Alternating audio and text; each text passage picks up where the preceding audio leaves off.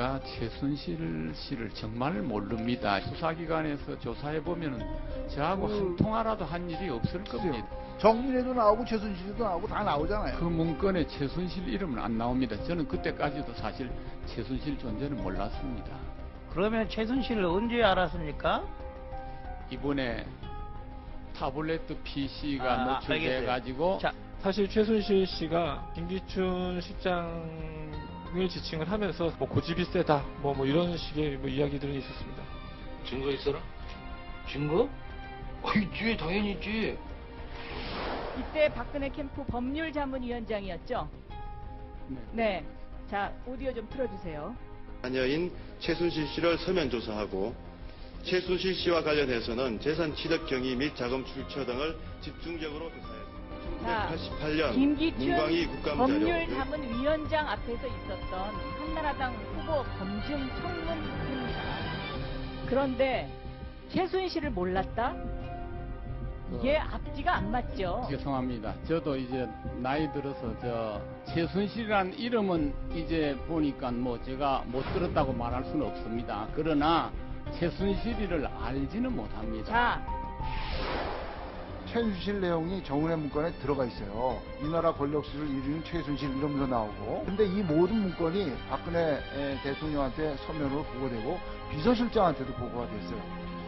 예, 다 보고가 된 거라고. 근데 김기춘 실장이 지난번에 우리 청문회에 나오셔가지고 정윤회 최순실 전혀 모른다고 그랬거든요. 위지가 한 거라고 봅니다.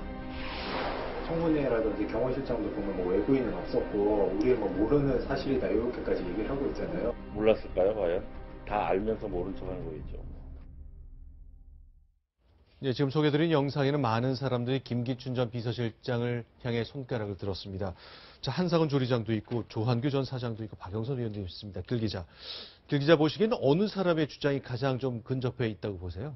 저도 개인적으로 김기춘 비서실장과 최순실 씨의 관계를 찾아내기 위해서 많은 취재를 했습니다. 네. 그렇지만 명확한 증거는 아쉽게도 찾지 못했고요. 네. 방금 조한규 전 사장이 얘기했듯이 100% 위증이라고 봅니다라는 말에 저도 동의합니다. 네. 왜냐하면 제가 많은 새누리당 원로들을 만나서 얘기를 듣고 정치인들을 만나 얘기 들어보면 김기춘 실장과 보다도 박근혜 대통령과 좀 거리가 있는 사람들조차도 좀 누구라고 얘기 못하겠습니다만 흔히 얘기하는 그 8인회 중에 한 원로도 나도 나도 최순실의 존재를 알고 있었다. 물론 이 정도일 것까지는 몰랐다. 그렇지만 어떻게 김기춘 실장이 모른다고 할 수 있느냐라는 식으로 얘기를 합니다. 왜냐하면 김기춘 실장은 지금 나오지만 2007년도 박근혜 대통령이 한나라당 대선 후보 경선에서 이명박 대통령과 대선 후보를 가지고 경쟁을 할 때부터 그 이전부터 누구보다 가까이서 박근혜 대통령을 보좌하고 수행했던 사람 중에 한 명입니다. 네. 그때 이미 최순실 씨가 문제가 됐고 이명박 대통령 후보 캠프 측에서 많은 문제를 제기했었고 그에 대해서 논리를 만들어낸 게 김기춘 비서실장입니다. 그리고 이번에 청와대에서도 나왔지만 주치의도 누군가 다녀갔다라는 건 들었다. 네. 이제 그게 아까 김상만 그분이 자문위가 되기 전에 다녀간 사실을 나중에 알았다라고 다 얘기를 하는데 청와대 밖에 있는 주치의도 누군가 왔다 갔다 했다는 걸 들었다는데 김기춘 비서실장이 청와대의 누구보다 대통령을 가까이서 모시는 분 중에 한 분이 저분이 아예 최순실 씨를 몰랐다라고 얘기하는 것은 앞으로 벌어질 수 있는 여러 가지 법률적인 문제라든지 책임이라든지 또 수사 이런 것들을 염두에 두고 한 얘기가 아닌가 그렇게 생각하고 있습니다. 자, 2년 전 김기춘 당시 비서실장이 검찰총장에 전화를 걸었다는 기사가 있습니다.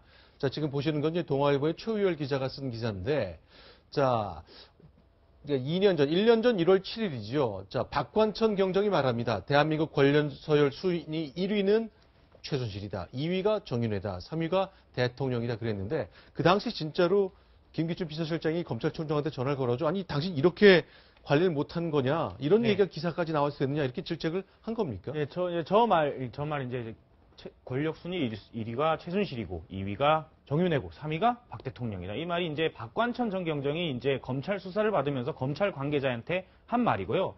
이 말을 너무 깜짝 놀라가지고 이 수사를 하던 사람이 이제 대검찰청에 보고를 하고 이게 결국 청와대까지 올라가서 이제 김기춘 전 비서실장이 보고를 받았다 이런 내용인데요. 아마 이미 검찰의 시스템이라든지 아니면은 그간의 당시 사정 이런 걸 고려할 때 김기춘 전 비서실장이 이런 보고를 안 받았을 수가 없습니다. 그리고 정윤회 문건에 최순실 씨의 이름이 여러 번 등장합니다. 이 최태민 씨의 딸이고 뭐 이런 여러 가지 정윤회뿐만 아니라 최순실 씨도 문제가 된다 이렇게 적혀 있기 때문에 김기춘 전 비서실장이 최순실 씨의 존재를 몰랐다. 이건 정말 말이 안 되는 얘기가 아닌가 생각이 듭니다.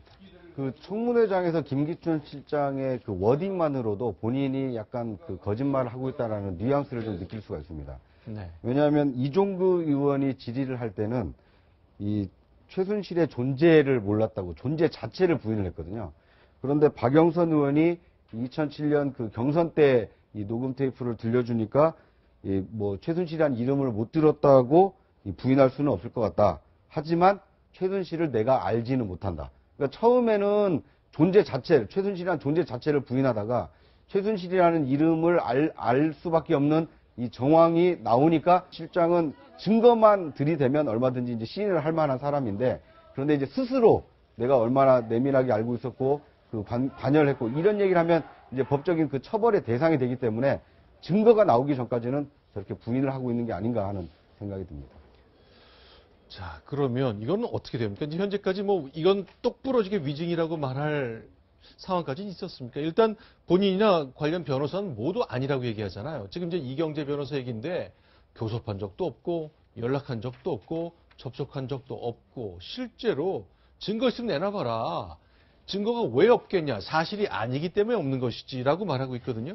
그러니까 이제 저 변호인의 말에서도 힌트가 저는 좀 느껴지는 게요. 네. 그러니까 직접 전화 통화를 한 일은 없을 겁니다. 그러니까 항상 누군가를 가운데 넣고, 그러니까 뭐 그게 정호성 부속비서관이 됐든 아니면 심지어 대통령이 됐건 누군가를 통해서 연락을 했을 가능성이 높기 때문에 직접 연락을 하거나 또는 통화를 한 흔적이 없다라는 자신감 때문에 그러면 증거를 한번 내놔봐라. 직접 접촉한 일이 있으면 그 증거를 가져봐라.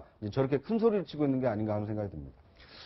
일단 뭐 아주 꼼짝 못할 증거는 나오지 않았습니다. 다만 여러 가지 정황이 너무나 사방에서 강력하게 존재하기 때문에 그렇게 다들 믿게 돼버린 것이죠. 그러나 일단 검찰이 혹시 수사해서 기소까지 가는 단계라면 그야말로 그거는 명백한 증거가 필요한 것이기 때문에 특별검사의 그 결과 거기에 달렸다고 봐야 될 것 같습니다.